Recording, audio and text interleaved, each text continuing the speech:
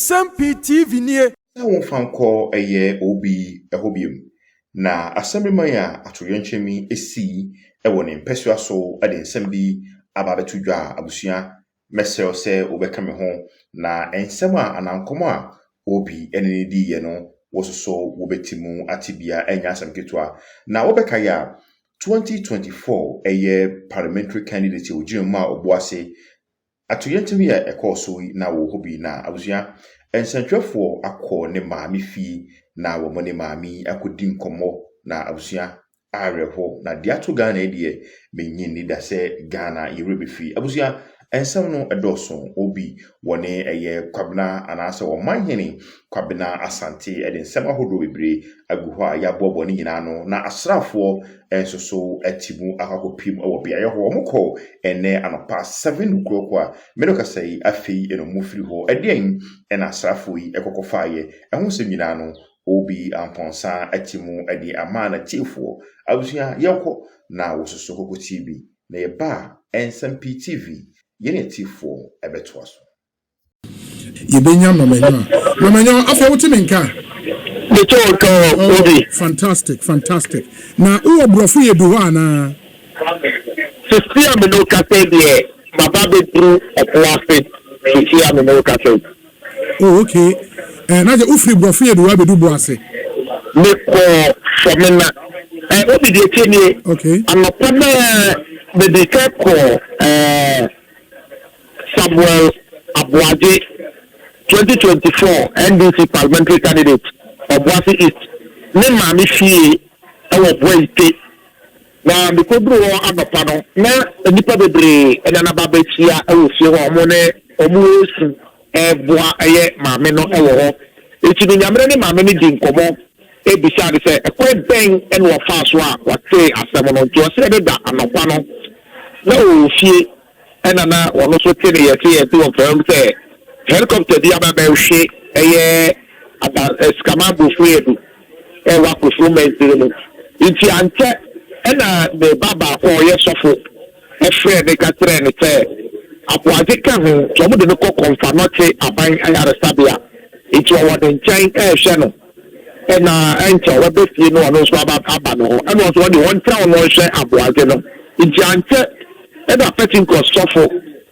asofo mpenifo ne ba wa say petting cost na wo moko nti wo so ba ho and number 5 no ma me de ko meeting house it meeting house ho and as of penino and the asem no control anim was here pa then so be dey enye sie if you decide to say me ma no wo ye sen was wo ye ntia na ntia no aboaje no and ye ka akire e wo ne ma no na aboaje wo yere e wo ma mienu ne ma no penino wo finse du baako e na ketwa no e wo finse amielta omuni enu nyina eye ema ne manu mi enu ne mo se ne yere ne de oni Ghana ha ne yere no eni eye Ghana ha iti sambre no ena na abusuani ba ko na wono so ne wono so kasa no so kire se asem no ba no after no ma to bofo ko katre wo mo kasa busia tani e wo kwapia no e wa dance north mention mu ena omokobo no amane iti ada abusuapeni ni ba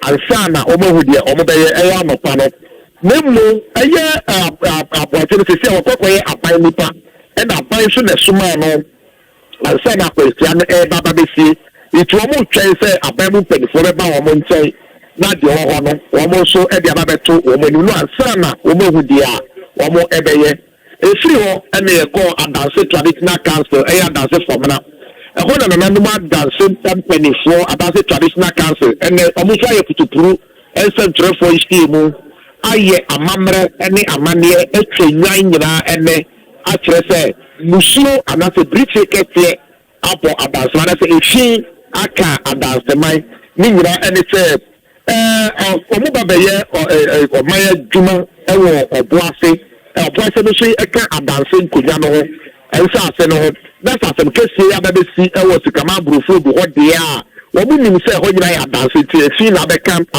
dance asante ene Ghana nyina to mo koye amane twitwa nyan nyina ne e de pepa eno ena dance here be peja kocho bonsre free e de ya kon se de Ghana mantani ene na be di tire Ghana penifo nyina se PSA no ya so ma be ye o man adwuma na sa asem no ato omo ebi o sa de ya akodema abusuafo a nipa ngo chiro mo abusuafo a so omo yire no omo mane abusua ni nyina sa de ya akoma omo no no ka se we do sa de ta to se wo be frɛ Ghana mayofo nyina political parties ahodo na amofo ni nyina se PSA ebe omo mfa nye amanyosem na ye asem kekye na ato eye oman no na ye nwene ho na ye nyi sa political chichemu no free ya problem ni ye hu se DSC no e ya de kese a ato eye oman no ye na da nkraba ba se asante mantem so afo any party mpanyfo ni nyira so ababa be piemu ewo eye boite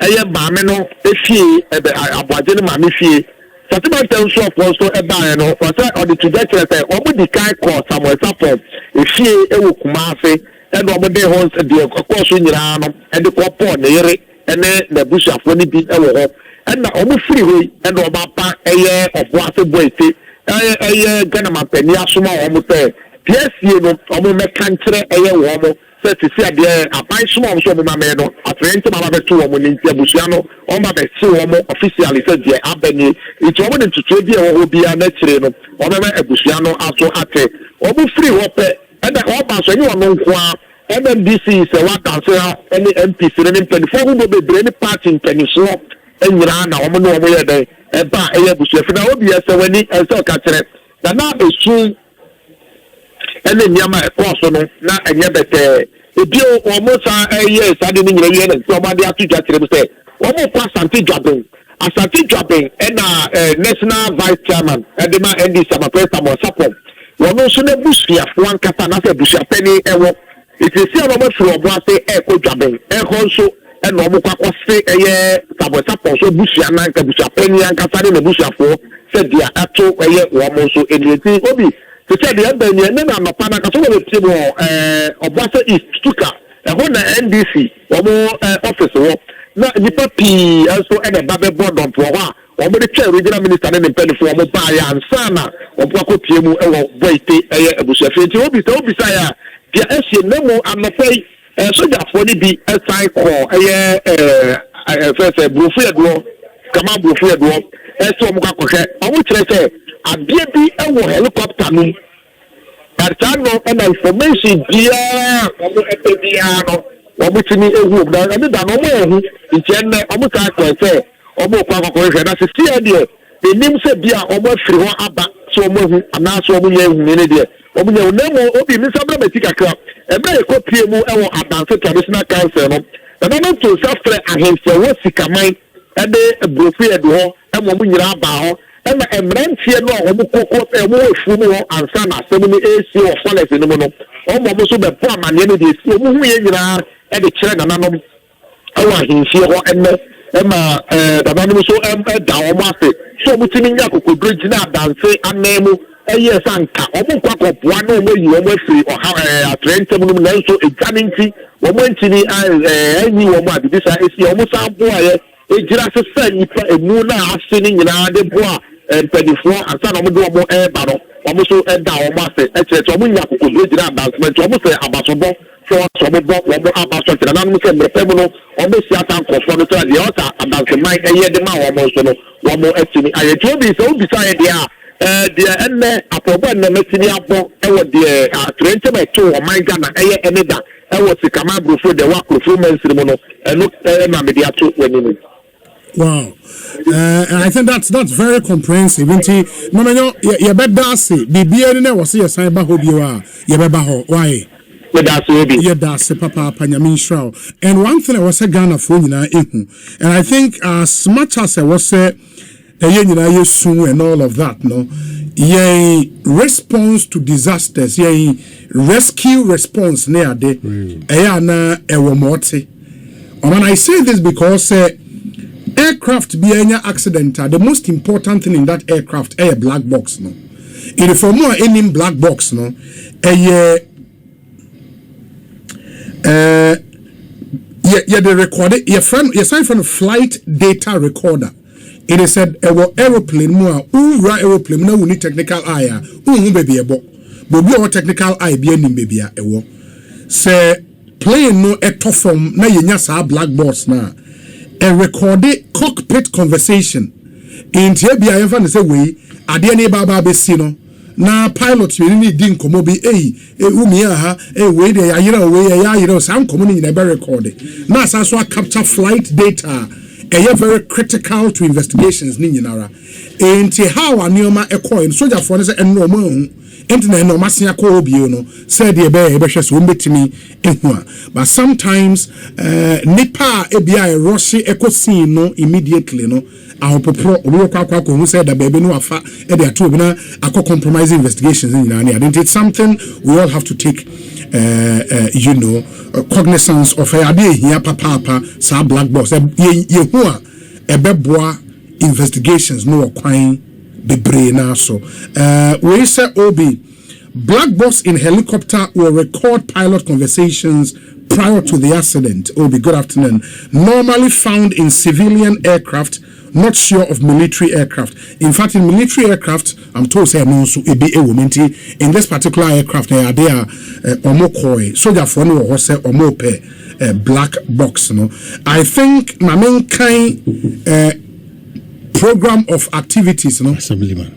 Oh, okay. The assemblyman is back. Honorable Otemenka. Na but this is soldier for investigators about almost say also I'm only omoko site was anete. I'm not myself definitely. In the Omar investigations, no. Germany say Ombakwa Samba view into Omugusua into another berry.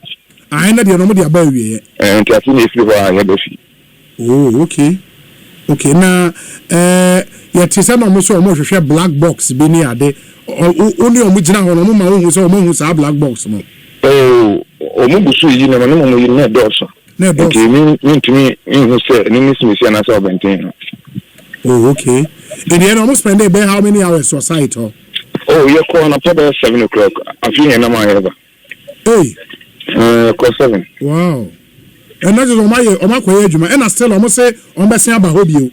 Aye. Wow. Matinti brofu ya du krono se say hot saying ene. Oh, Bonidian Yancy na is ya the baby din and na dey see na say ayo na ashenko fa koma. Yeah. Mate, honorable, now we are the person who be any ebesi about hobby. Why? Oh, Mate. Yeah, that's a pan, and that's the honorable assembly member for the Sikaman electoral area. Kronankase Sikaman Brofo Yedru. Ena Asemi Ekokosie. The government of Ghana wishes to announce programs for the 3 days of national mourning from Thursday, which is today, 7th August, to Saturday, 9th August. This solemn period is dedicated to honoring the departed and providing an opportunity for national reflection and remembrance. Activities will commence on Thursday with a public laying of flowers and lighting of candles. This act of remembrance will take place at the ceremonial garden at the front of the presidency. From 1 p.m., members of the public, families and friends are respectfully invited to participate in the Mohu video laying of flowers and lighting of candles and the period of national mourning will conclude on Saturday, 9th August with an evening of reflections and memorials. This poignant event will begin at 5 p.m. at the forecourt of the State House, where all Ghanaians and families will gather to reflect on the legacy and contributions of the departed. In the moment day, I doubt say Ghana for ebeko venue no. Well, we be say bebre na what say benya home me kwan de misusu ama aban say we fan chairman they should scope it that so they should just broaden the scope a bit. Yes. Ma omo free me. They should give special priority to Nkwada no ma from metna ho. You know na omunya a sense of belonging kakra. Mr. Meka. And obi can be we post bibi on Facebook. And nipa ne babeka say wetie ekosi say until that say enkola dunum na ewu ye na abosompo e wo show yi. Oh, there. And I catch and say Odika. We should all do better. And I think it's fair for us to admit, say maybe a SKP, but you pay that because it did not become even that. Well, it should affect the conscience of the country. It became just that for Adum TV, for instance, for Adum FM, for instance, it was a whole documentary. The day that you could see before the day what transpired, maybe your production team as good as they are all the time.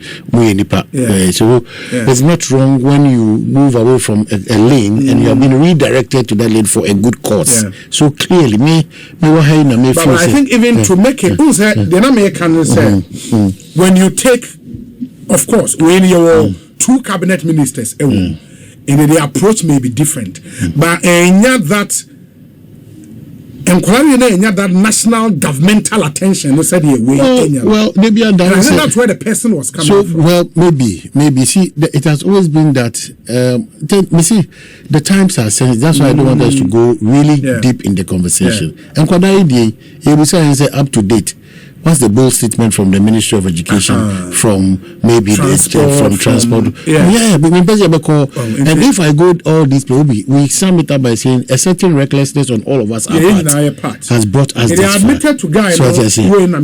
I admit. So we should all do better. We are careful because Ghana for this year, and in times like this, how sensitive nerves are. We are holding on to the core discussions that need to be addressed because that's why all we are doing is to mourn and suggest. Our suggestion this afternoon is that that it is also of equal importance. Say in 16, 15, 14, 17 do NCA at a go. No, we cannot just gloss over this. We can't. Especially so when we can't. About 5 or 6 years ago, we can't. You seen a football team under 12 was under 15 football team. Almost we can't. You see, the times that we are in, I beg the families again. Say this situation a lessons. I beg them. But necessarily the planning committee of this and the Munyam share posthumous necessary 16 houses, families, 16 houses, 16. Yes, the planning and the organizers of this great idea.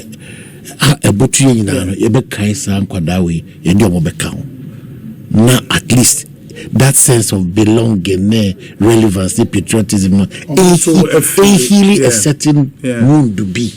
Was if you and 15 at the same time. My bako, a crew bako, a constituency bako, a school bako. It can bring the school and one on it. Asa. One community. So we are not going deeper, but ignore me. What has been the reaction of the Ghana Education Service, major stakeholders in that sector, in that region, in that area, in that locality? Just 16, bam, there is gone. That's it. So if we do that, that's why I said that fundamentals be wrong, both physically and spiritually. Well, as I say,